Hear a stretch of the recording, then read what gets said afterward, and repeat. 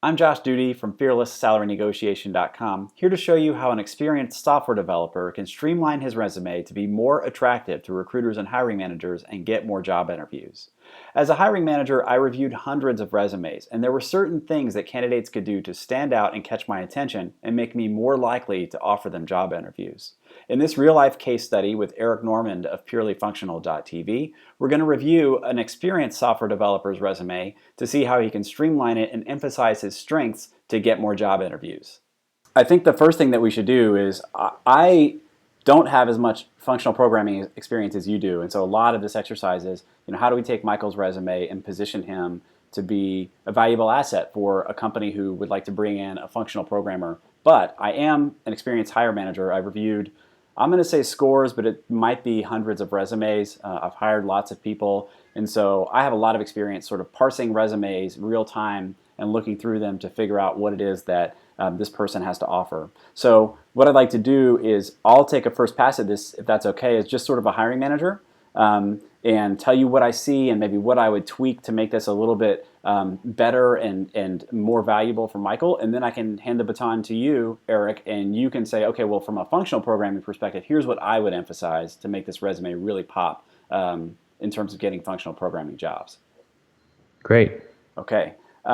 So again, now one thing I'll say before we get started here is I have not looked at this resume. I had it open, but I literally have not read a single word of it. And the reason I did that is that most of the time, a hiring manager's first interaction with your resume will often be when they're talking to you real time. And so I'm reviewing this resume largely as I would if I were a hiring manager. So somebody in HR may have looked at this, or a recruiter may have looked at it and passed it on to me. But as I'm sitting down for the first time to look at this resume, it's very likely that I haven't actually read it, because I was at lunch before and I had another interview this morning and I was really busy and I totally forgot about this. And now I have this reminder on my calendar, I'm looking at the resume. So I'm going to skim through it from that perspective. And I think already maybe as you look at this resume on screen, you can see some things that might be problematic from that particular perspective, which is, there's 3 big paragraphs here to open. Software engineer with more than 15 years development, developing, maintaining resilient software, a passionate functional programming person, and then also my ideal role. So this is, a few hundred words to open this resume that I'm probably not going to read as a hiring manager. So an HR person might read this, a recruiter might read this, but the hiring manager, who's probably going to be in charge of a go, no-go decision, is likely not going to read this. And if I'm lucky, they'll skim it, right? And so I see. My first recommendation here would be to cut this down, maybe not to 0, but this needs to be about the size of this third paragraph here. If it's the whole thing. I would say so, yeah. If you want to provide this sort of information, that looks to me like it belongs in something like a cover letter. Okay. And so if you have a specific type of career that you want to pursue, or a specific skill set or assets that you bring to the table, and you want to make sure they're aware of those things and you want to stand out, I think a cover letter would be a better venue for this much text.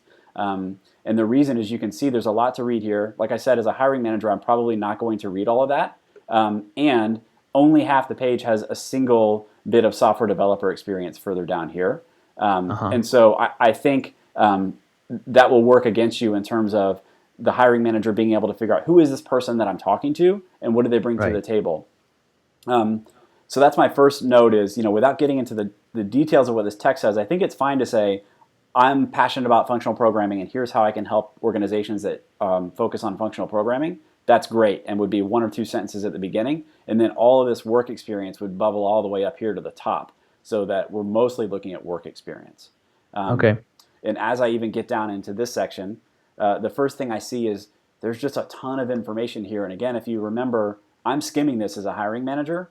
I just can't read this and talk to you at the same time. So I would reduce the amount of information here, and I would do things to really emphasize what are the 2 or 3 key points that I want someone to see. So if you want to include all this information, if you've got a long career and you have a lot of detail that you'd like to include, I think that's fine. But I also think you need to make it what I call skimmable, which is also a technique I recommend for writing, business emails. You need to make it so that if I want to, I can take 2 seconds and just run my eyes down the page and get the gist of what you're telling me with this information. Because otherwise, this is, it'll take me 5 minutes to sit and read through this whole resume. 6 minutes. I mean, this is a long Right, and resume. there's probably a lot in there that they aren't interested in. So they're going to have to take time to figure out what's not related to what they're looking for. That's right. And so usually the first thing a hiring manager will do is they'll start skimming. And remember, they probably don't know me from Adam, if I'm Michael in this Right. case. And so they're And they're skimming. looking at hundreds of these. Yeah, they're looking at lots of them, and they're just looking for something to talk about. That's really, the first thing I would do is skim and say, oh, so I see you went to the University of whatever. And I would just start talking about that as I'm, frantically sort of skimming real time the resume to try and figure out who is this person. And I can't do that with this resume. I see. So it would be really hard for me to really engage with Michael with this much density of text because I don't even know what to grab onto to talk about. So as someone with 15 years of experience, how long would you want this to be? If I were coaching Michael, and again, I'm not a resume expert, but if I were working with him to try and get interviews and job offers so we could negotiate them, I would challenge him to see if we can get this resume down to 2 full pages at this font size. 2 pages. Okay. That would be my goal. And where's the cutoff? Like if someone has 2 or 3 years of experience, where would you want it to be? I think a single page is more than enough for 2 or 3 years of experience. So where's the cutoff? Where does it become 2 pages? I think it becomes 2 pages because there's relevant, pertinent stuff to the job that you're applying for that you can't leave off your resume. So there's not a hard and fast rule. I would say somewhere between 5 and 10 years of experience is when you start saying, okay, well, I'm going to go ahead and take 2 pages. I see. And just to be clear, I think the organization of this resume is very good. I do like that I can read software development engineer, where, when. I can see basically what's going on here. I can skim what I can skim, and I can see the career history here very easily just by skimming. Sure. This is good. And then education, which should be near the end if that's where you're going, and then personal links to things, right? So I think the organization is good. The flow is good. There's just too much here. Right. And like I said, you notice right away, so that this is really skimmable in the sense that I can see what is this person's career history, which is important to me as a hiring manager. Where do they come from? I can see quality assurance, senior software engineer. So this person has gone through QA up through senior software engineer to lead software engineer, software developer. So this tells me this is an experienced person who's kind of been up the career ladder from QA person all the way to lead engineer. That's really good to know. What I'd like to know more about is what has this person specifically done in those jobs to add value to the organizations where they worked. That's what I can't get from skimming here. So add value, but also you want them to be talking points. You want them to be asking you questions about them, and that's where the more full information comes from, is in the actual interview. That's right. And I'll say one more thing here, and then I'll kind of turn it over to you. So I see there's a lot of detail here, and these bullet points, for example, re-architect, auction telemetry system. There's a lot of what I call activities here, not a whole lot of what are the business results, what's the business value added by those activities. And so I think that would be something that I would want to emphasize here is maybe remove some of these bullets, give me a higher level summary, emphasize the interesting activities with bold text or formatting, a little bit of design goes a long way. And then also, what's the business result of those activities? And so if you're zooming out, what I want to see is what's the career progression look like? And at every stop along the way that I have on the resume, what are the things that this person has done to add value to the company? And how do we describe the value that was added? And so the activity is good. I did these things. I extended the communications protocol. That's good. In order to improve and add functionality is actually good, but I want to know what's the business result for that. And I'm looking at this bullet right here, right? So why? If I ask you why you did that, then the answer you give me would probably be what I'm looking for here. So fewer bullets. I want activity and result pairs that tell me what did you do and what is the business value that you added when you did those things. I see. And just out of curiosity, if someone is looking to continue being an engineer, like at 15, you kind of would have the choice to switch to management maybe. Sure. So you'd want to, does that depend on the job that you're applying for? So if you're applying for another engineer, you might want to focus more on how you, less leadership stuff and more about the actual engineering. Is that a good guess? That's a great guess. And if you think back to what I was saying about emphasizing the activities using bold font, somebody who skims the resume should easily see, wow, there's nothing on here about managing teams or doing that kind of thing, which means either the person didn't do those things or they're not interested in talking about them. And so I Right. know that they're applying for a job where they're going to be a developer, an individual contributor, or a lead or something like that, and that they're not telling me about management experience. So if they have it, they don't want to talk about it. And so that plus the actual job that I've applied for should send those signals that I'm looking for a role where I get to write code and be a technical person, and I'm not interested in managing a team, or vice versa. This is a great time to kind of kick it over to you and let you say, okay, well, adding to what I've said, how do we make this stand out for somebody who wants a functional programming job in particular? Right. When I'm looking for a job, when I'm helping someone, including myself, apply for a job, I tend to try to mimic the language that they use to see what kind of stuff they're interested in. So I don't I guess I feel like the technology itself is not as important as sort of the other skills, like being able to learn the technology, because that always changes. But if they focus a lot on technologies, I would say you should focus on technologies, especially if you have the same one. If you have something equivalent, which is often the case, if someone says Postgres, well, you can say, well, I know MySQL. Um, Anyway, build RESTful APIs that will power the user-facing website and mobile apps. Write secure code and ensure the privacy and safety of sensitive user information. Interface with financial systems. Architect the back end. Okay, so architect already sounds good. Design and build the warehousing infrastructure. This sounds like this company just happens to use functional languages. I could imagine these first bullet points in any kind of job. But they do say Scala or Clojure. So they're looking for either language or stack experience. Maybe that means both. Probably want to put both if you have any. So I talked with Michael, and he doesn't have professional Clojure experience. So that is where I would want to see projects. I would want to see something running in production that is even just a side project that is in Clojure, just to get that full loop, that you didn't just go through a tutorial, you actually built something, put it in production, had people use it, even if it's just your friends. So I would want to see that. I mean, the other thing I would say is I saw in his resume there was stuff about converting something to a JSON API. I would try to focus on those things and just go through their bullet points and say, hey, I've got that, and just make sure that gets into your resume. This architect the back end. He's got architecture experience. I would put that, like, see, you notice they didn't talk about Kafka. They didn't talk about any particular like platforms like that.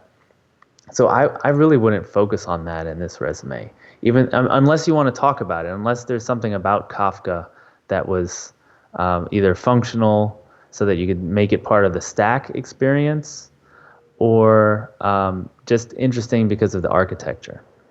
So I'm just scrolling down here to see if we've got technologies and things. So this would be a great place for those projects you mentioned. Maybe there's one in here, right? But we could emphasize, special projects or functional programming projects if you're applying for a specific functional programming job, right? That's what you're saying. I like to have, just like you have a work experience section and an educational experience section, I would have projects. And maybe technologies too. You mentioned it's not super key to have specific technologies, but even just something that says, yeah, I've worked with stuff related to what you're doing for functional programming. Right. I mean, just like they're asking for language and stack experience, I would have break out each project and say, this is what it is. It's say it's a personal project, but it uses Clojure. It was deployed to AWS.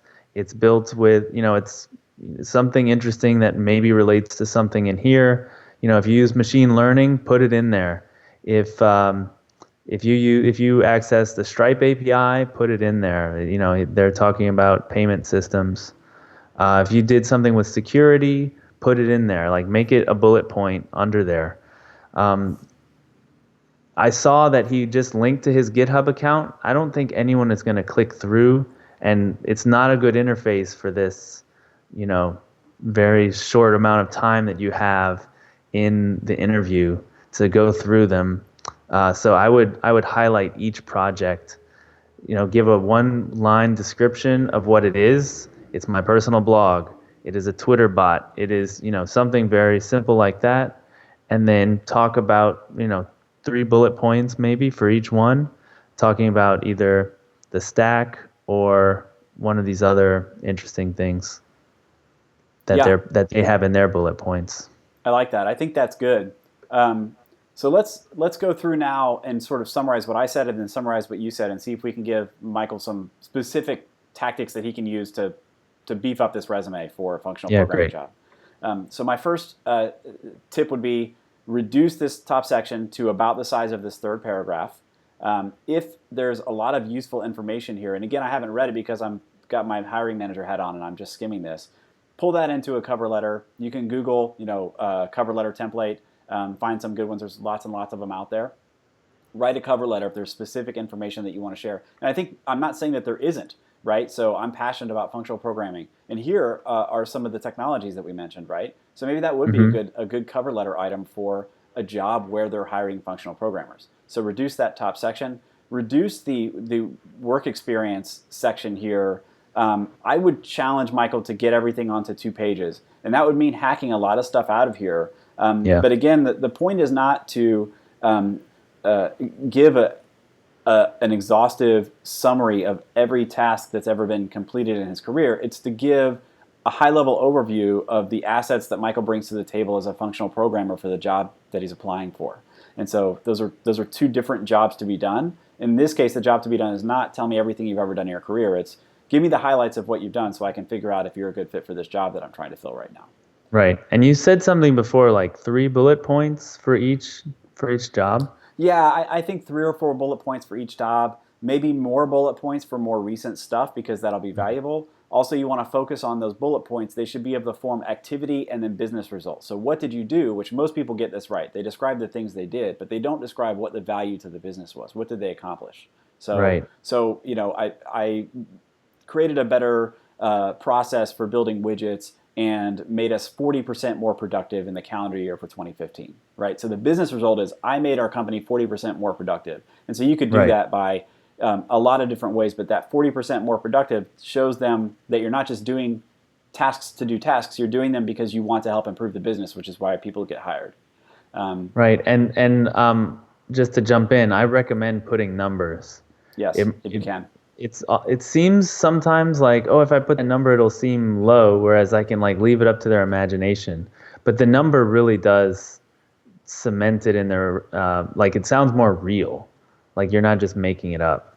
I agree.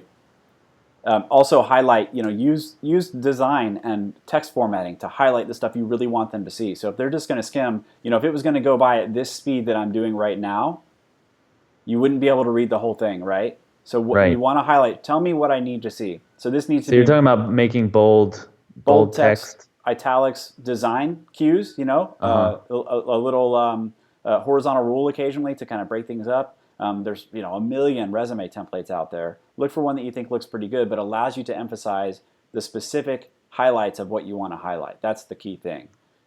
What would you say about, I'm just guessing here, but instead of putting in the text, I'm sure if you broke this down into like smaller bullet points and just a few, you might have some white space that you could use to like put logos of different technologies that you used. And so you wouldn't take up word space, but you could kind of highlight visually like, Postgres icon, AWS icon, Clojure icon, that kind of thing.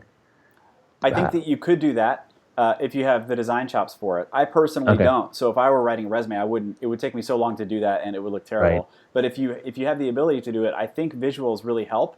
maybe not even a super polished resume, but just something that adds some visual flair. And also, again, the whole point is to communicate very quickly what it is you're trying to say. And so design for the sake of design, I don't think any hiring manager cares about that. But I if you see. design it so that I can skim it with my eyes really quickly and say, oh, I get this person now, that's good. So I've made recommendations for developers before to use like a gas gauge or progress bar to demonstrate proficiency in something. So Okay. if you list SQL and Postgres, and maybe you're really strong in Postgres but not as proficient in SQL, maybe you have a little gas gauge that shows, like a long red bar for Postgres and a short little, green bar for SQL or something. Oh, I And see. and that allows me to see, okay, well, this person knows SQL, they've written some SQL, but they're not really as strong in that as they are Postgres. Right. And so you could do stuff like that. I don't think you have to do that kind of thing, but I do think it would help as long as you're conveying useful information with that graphic design and not just putting pretty pictures on the page. Right. Right. Okay. So shorten the top, shorten everything. This is just way too much information, I think, for any particular job. Again, on a resume that's probably going to be skimmed. Cut this by 60 or 70%. This section that we're looking at now. Use fewer bullets, shorter bullets, activity and result pairs, and use bold or other font choices to highlight the key things. As you mentioned, I think you should also have a projects section, specific projects that you've done to demonstrate proficiency, and not just a link to the project, but like you said, an actual description of what the project was, what technologies it used, and what it accomplished. Because I think it's reasonable to assume a lot of times this hiring manager is going to have a physical paper copy in front of them, and you can't click through a link on a paper copy. So just make sure that they can get everything they can without having to click through. It's nice to provide supporting links sometimes, but assume that they won't be able to click them. Right. Right. And with those projects, focus on the technologies, certainly the ones that they've got in their bullet points. Those are the ones they're looking for. Also, big companies often have keyword scanners to prioritize their resumes. So just putting the words in somewhere is going to help. The other thing is talk about something interesting in it. If especially if you're trying to prove that you've got some closure chops, for instance, put something interesting or quirky about the project so that when they might bring it up in the interview, and then you have something to talk about how fun it was to program in Clojure, how much you learned, all those kinds of things would be helpful to bring up. I think that's good. I think that's a good kind of overview of this resume. The headline is it just needs to be shorter. There's just too much information Sure. here. Yeah, for sure. I mean, one of the tricks I use for that is I keep a resume that's like everything, right? And then I have one, like I'll make a new copy of it for each job and just start cutting stuff out. And so that helps me get it down to the length I want.